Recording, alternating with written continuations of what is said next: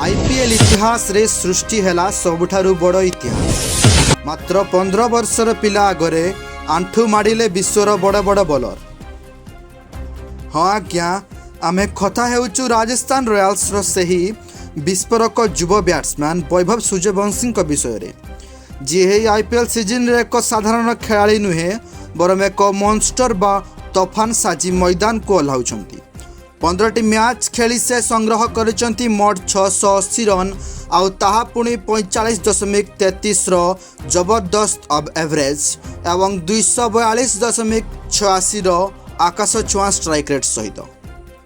आपण जानिले आश्चर्य हेबे जे वैभव करिथिबा 680 रन मध्यरु 610 रन केवल चौका और छक्का मारी ही आसीची।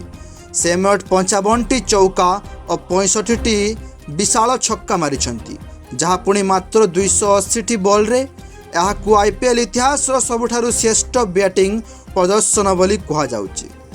केवल सेतिक नुहे, वैभव सूर्यवंशी एबे IPL इतिहास रे प्रथम एमिति खेलाड़ी बनि जाइछंती जे गोटिए सीजन रे 200 रु अधिक स्ट्राइक रेट रखी 600 रु अधिक रन संग्रह करिबारे गौरव हासिल करिछंती। इतिहास इतिहास इतिहास, हाँ आज्ञा, केवल इतिहास। गोटिए IPL सीजन रे 60 रु अधिक छक्का मारिबारे रेकर्ड आज पर्यंत विश्वर कौनसी बड़ बैट्समैन करि पारि नथिले, जहाकू एही 15 वर्षर बालक सहजरे करि देखाइछि।